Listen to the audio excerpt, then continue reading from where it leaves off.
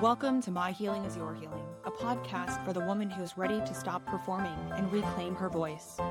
I'm your host, Celeste, and around here, we don't do surface level. We go deep. Each week, we'll explore concepts like self-discovery, radical honesty, and the kind of healing that rewrites your story from the inside out. This is a space for truth-telling, for remembering who you are, and for coming home to yourself, louder, braver, and more radiant than ever. So come as you are, and let's do this together. Let's begin. Welcome back to My Healing is Your Healing. I'm your host, Celeste, and today we are talking about energy. And I want to be really clear right from the beginning. I'm not talking about this in some vague, floaty, spiritual way that we all need to protect our vibe and wave sage around the house and suddenly improve our lives, right? That is not what this is. This is talking about energy in a very real, lived, every single day way.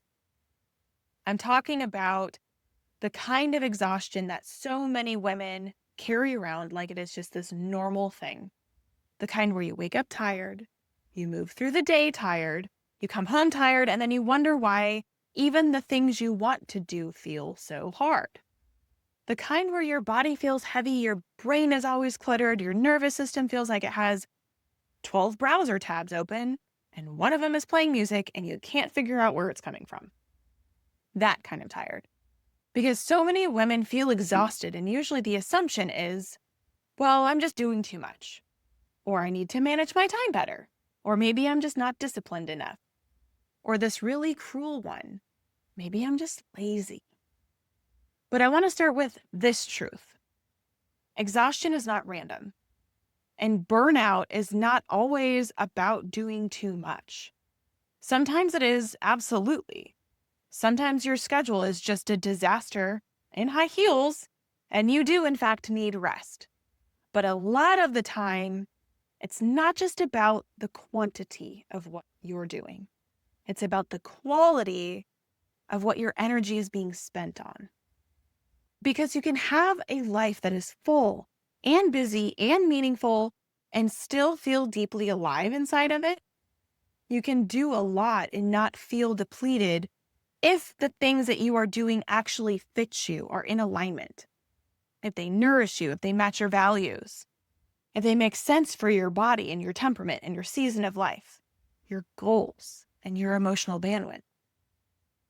But on the flip side, you can have a relatively light schedule and still feel completely wrecked if your energy is constantly going towards the wrong things or things that do not align with who you are. And that is the part that I feel like people miss. You don't just get tired from doing too much. You get tired from doing too much of what drains you or fragments you. Too much of what makes you betray yourself in tiny, socially acceptable ways all day long. And that kind of exhaustion is sneaky because from the outside, your life might not even look like it's that overloaded. Maybe your calendar isn't stacked like a Tetris board. Or maybe you're not working 80 hours a week. Maybe you're not training for an Ironman while raising triplets and launching 6 businesses in your garage, but you still feel fried. Why? Because energy leaks don't look dramatic. Sometimes they look like over-explaining yourself, or people-pleasing, or being available to somebody all the time. Sometimes they look like saying yes when your whole body means no. And sometimes they look like tolerating relationships, conversations, environments, routines, or expectations that quietly drain your life force one little drop at a time. And that is why this matters, because if you only look at your schedule, you may miss the real issue here. The issue may not be that you need to do less. The issue may be that you need to stop leaking energy in 10 different directions. And culturally, we are terrible at talking about this because there is this tiny narrative inside of your head that says if you're tired, then obviously you need to be better, more productive, or efficient, or organized, or disciplined, or optimized. Like if you just found the right planner or color-coded your Google Calendar hard enough that suddenly your soul would just come back online. But that is not always a problem. You can be incredibly responsible and still be exhausted. You can be high functioning and be depleted.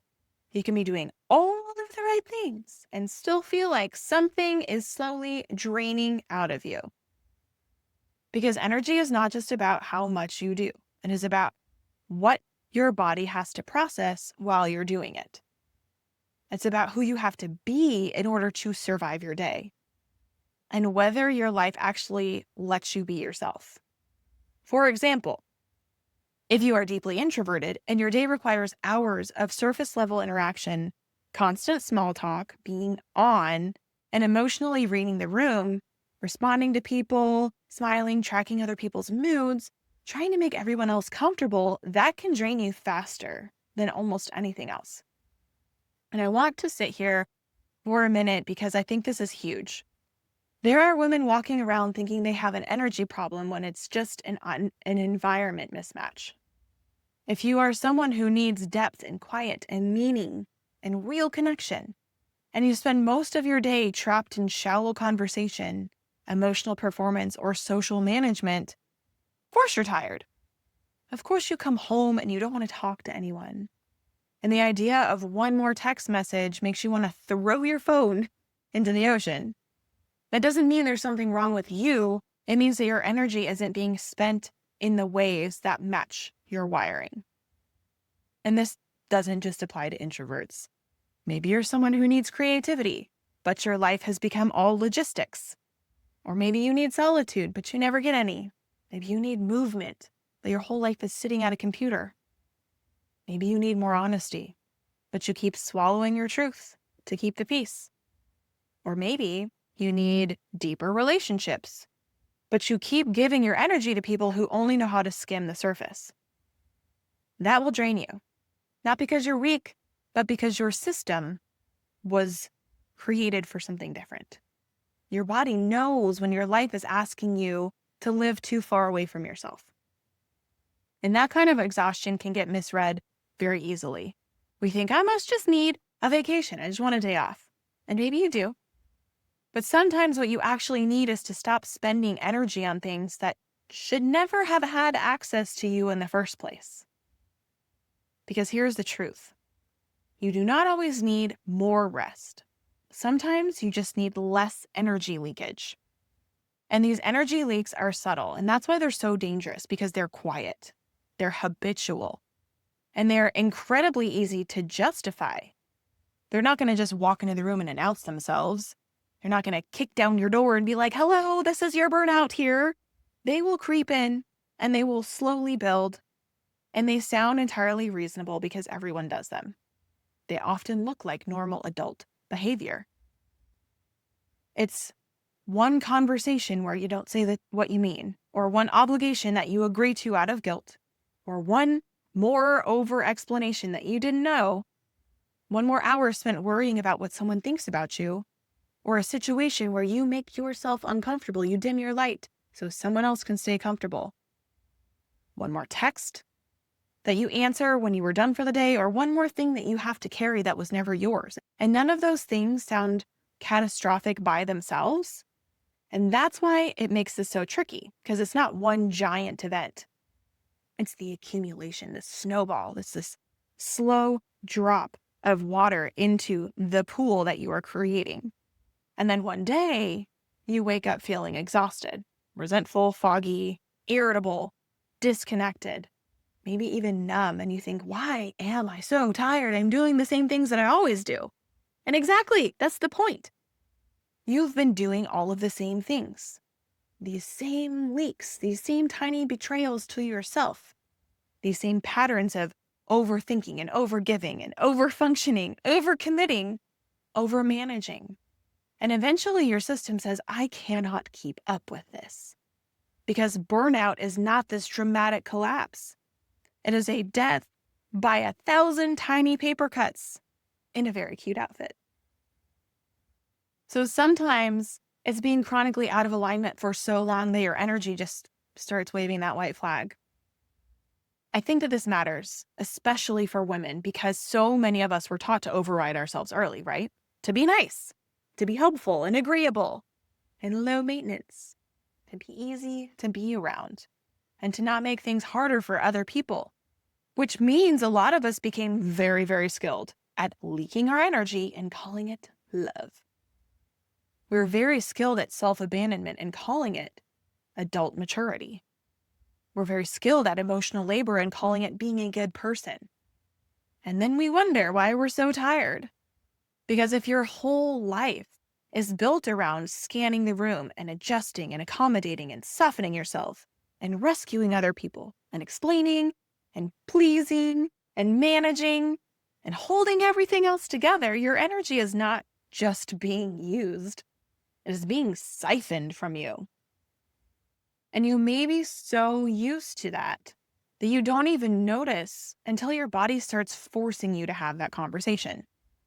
So maybe you start realizing that you're resentful, or you start fantasizing about canceling everything on your calendar.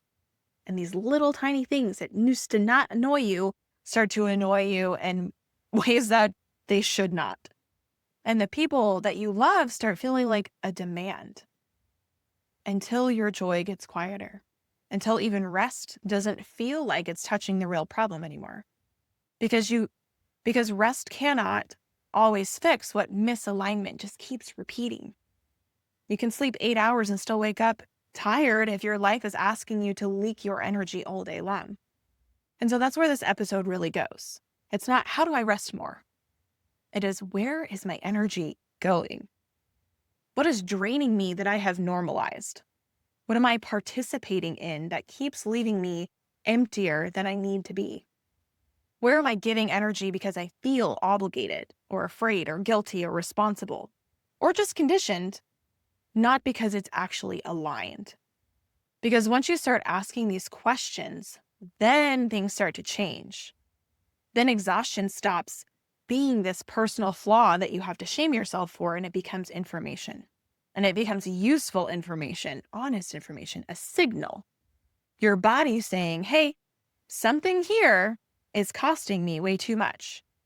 And that is not weakness, it's wisdom. So let's talk about where this energy actually goes. Because once you start paying attention to your life through this lens, you begin to start noticing these energy leaks.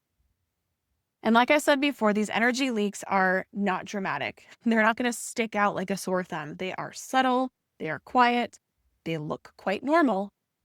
They often look like things that we have been taught are good behavior, and that's why they're so hard to spot. But once you start to see them and you realize just how much of your energy is being spent in these places that you never consciously chose, then you'll be able to recognize them. So here are some of those most common places where energy leaks happen, and I want you to think about them as I'm going through them. So one of the biggest ones is over-explaining. This is when you feel the need to justify your no, or soften your truth, or add some kind of extra content to try to convince someone that your boundary, that is a non-negotiable, is reasonable. And that all takes energy. Think about how often this happens. Someone asks you to do something you don't want to do. Maybe it's a commitment or extra work or a social event. Maybe it's helping someone solve a problem that isn't actually yours. And instead of just saying, I can't do that, or no, you say something like, well, I wish I could, but I've been so busy lately and I have this thing tomorrow and I haven't been sleeping very well and I'm just trying to get better about my schedule. And suddenly your no has turned into this 5-minute monologue. Why?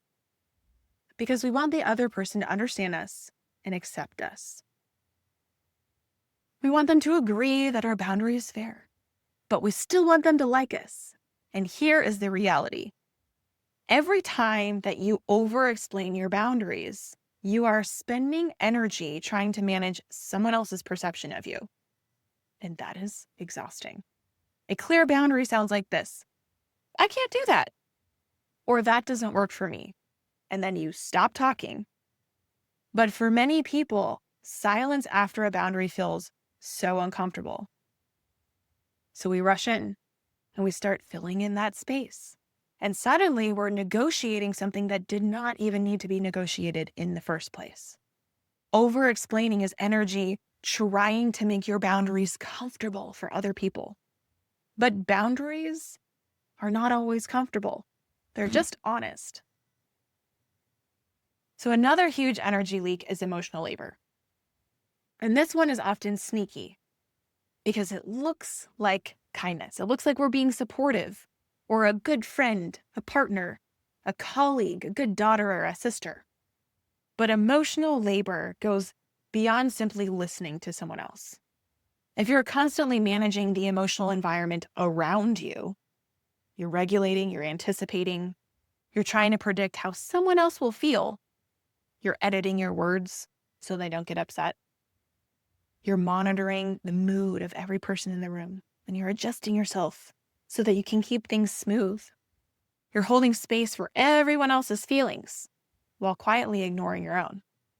And that takes a massive amount of energy because you're not just participating in the conversation.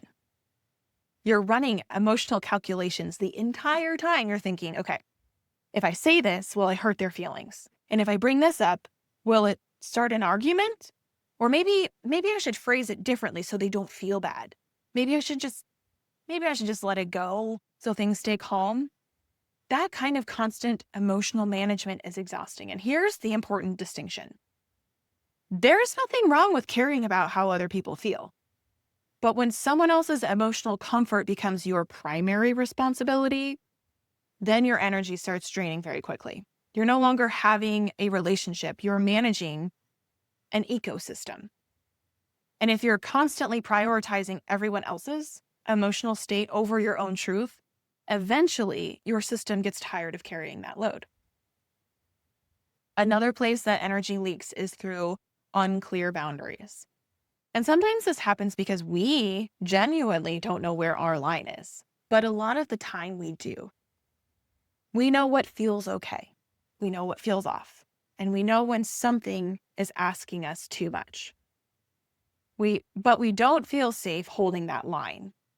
So we override ourselves. And every time that you override yourself, your energy leaks. So maybe someone asks you to stay late. Maybe a friend calls and wants to vent for the 4th time this week. Maybe someone expects you to fix a problem that is not yours, and your gut says, I really don't want to do this. But your mouth says, sure. And in that moment, something subtle happens. You abandon your own signal.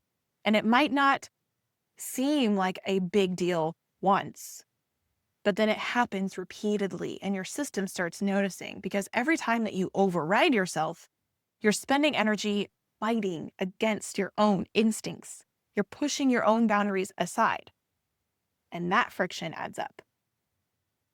Another energy leak that almost everyone experiences now is doom scrolling. And I fall victim to this one too, because doom scrolling often gets labeled as distraction. But a lot of the time it's actually overstimulation. Your brain is already tired. Your nervous system is already fried. Your day has been full of information and decisions and conversations and expectations. But instead of resting, you reach for your phone. And suddenly your brain is processing even more input. Someone else's opinions, news, more images, information and comparison and stimulation. And your nervous system never actually gets the quiet that it needs. It's like trying to rest by turning the volume all the way up. Instead of recovering energy, you drain more of it. Another place that energy leaks is staying in spaces that no longer fit us. This could be a conversation, a relationship, a friendship, a group dynamic, an environment. Maybe you've grown, maybe your priorities have shifted, and maybe the way that you've seen the world has changed. But you keep showing up anyways because leaving feels harder than staying.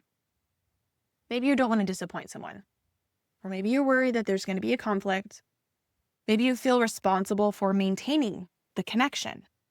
And so you stay. You sit in conversations that no longer resonate. You participate in dynamics that feel off. And you show up into spaces that drain you. And every time that you do that, a little bit more of your energy slips away.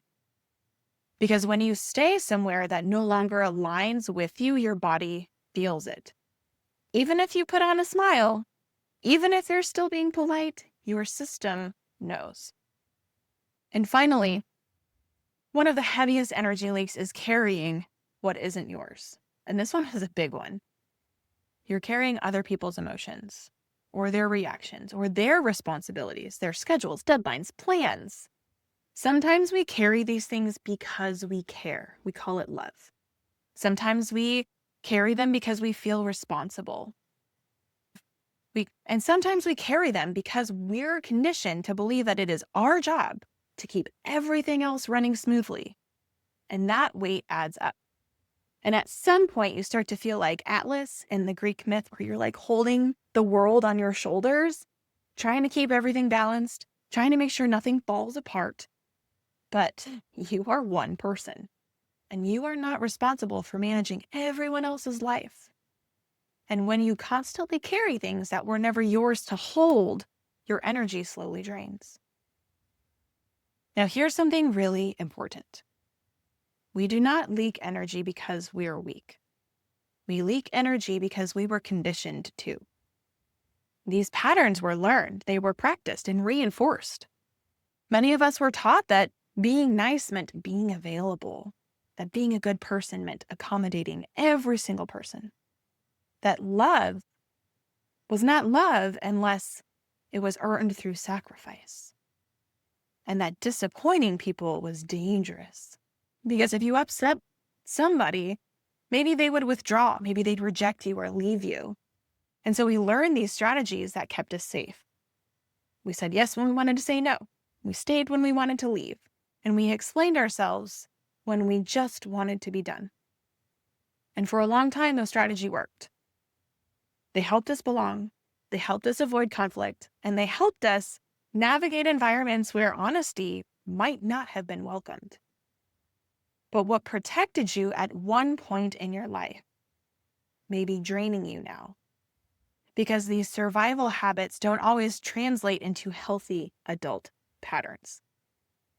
And eventually there comes a moment where your system says, I cannot keep living like this. And that is where exhaustion shows up. And it doesn't mean that you failed, but it's feedback. Your body is saying, something is costing us too much. And when you start listening to that signal instead of judging it or feeling bad about yourself, then something powerful happens. You can start to reclaim your energy. So once you start noticing where your energy is leaking, the next question becomes, what does reclaiming that energy actually look like? And I want to say this the right way, because people get nervous when we start talking about boundaries and protecting our energy. Reclaiming your energy does not mean becoming cold or rigid. It doesn't mean that you stop caring about people or you disappear from your relationships or you suddenly become unavailable and emotionally distant and a person who never helps anyone again. That's not what this is. Reclaiming your energy simply means becoming clear. Clear about what you want, clear about what you don't want, clear about what you have capacity for, and clear about where your energy actually belongs. And when you get clear like that, a few very practical things start to happen. One of the most simple shifts that starts to happen is you start to use fewer words. You realize you don't need a paragraph when a sentence will do. You don't need to deliver a TED Talk every time you say no. A clear response can sound like, that doesn't work for me. I'm not available for that. I'm going to pass this time. Or the simplest version, no. And then you just let silence exist. And this can feel strange at first because so many of us were taught to cushion everything, to soften it, to make sure that the other person understands that we're still nice, we're still helpful and good. But a boundary does not need a long explanation to be valid. It just needs you to be honest. And every time that you shorten the explanation, you reclaim a little bit more energy that used to go into managing other people's reactions. Another shift that happens is learning to let other people have their feelings without taking responsibility for them. And this one is big. Because when you start reclaiming your energy, people will have reactions. Someone might be disappointed and they might feel frustrated, or they might not understand the change. They'll tell you, you're different, you've changed. And our instinct is often to rush in and fix that, to smooth it over and to reassure them. I'm the same person, I promise. No, to adjust ourselves again so that that discomfort that they're feeling disappears. But reclaiming your energy means recognizing something important. You are responsible for your actions. You are responsible for being respectful. And you are responsible for communicating honestly. But you are not responsible for controlling how someone else feels about your boundary. And discomfort does not automatically mean that you did something wrong. Sometimes discomfort simply means that you are doing something new. You are not used to holding your line. They're not used to hearing it. And everyone is just adjusting. And that adjustment period can feel awkward. But awkward is not the same thing as wrong. It's just unfamiliar. Another thing that shifts when you reclaim your energy is that you start choosing presence over performance. A lot of people move through life performing being agreeable or easygoing or fine or helpful. Performing being the person that everyone expects them to be. And that performance costs energy. Because when you're constantly monitoring yourself or editing yourself and trying to anticipate how others will respond, but when you reclaim your energy, you start relaxing back into your own body. You listen instead of rehearsing what you're going to say next. You speak honestly instead of having some kind of strategy to manipulate what's going to happen. And you stop scanning the room for approval and validation. And something here happens that's interesting. The less that you perform, the less energy that you spend. Because authenticity takes far less effort than constant self-management. And I want to share a story from my own life. Because there was a point where I realized something felt off and I couldn't quite name why. I just knew that I was tired. Not physically exhausted, just drained. And I remember thinking, I don't even understand where my energy is going. Like, I should not be this tired. My schedule wasn't insane. My responsibilities were manageable, and yet I felt so depleted. And so I decided to run a little experiment. For 1 week, I created what is called an energy alignment tracker. I wrote down everything that I was doing, how it made me feel, what my energy level was during that day, and then after that activity. And what shocked me was not my workload. It was my phone. And how much of that energy was being spent guarding myself for other people. I was scrolling constantly. I was waiting for text messages, checking notifications, reading conversations, and then mentally rehearsing how I should respond. I was anticipating other people's reactions and practicing these conversations in my head, trying to stay one step ahead of everyone else's expectations. And when I really looked at it, I realized how much energy was leaking every time my attention was focused outward instead of inward. And I noticed how much energy I was losing compensating for other people, where I was adjusting plans or managing expectations, keeping track of everyone else's schedules, and making myself overly available so that things stayed smooth. And once I started pulling back from that, something really interesting started to happen because I didn't suddenly do less. My life was still full.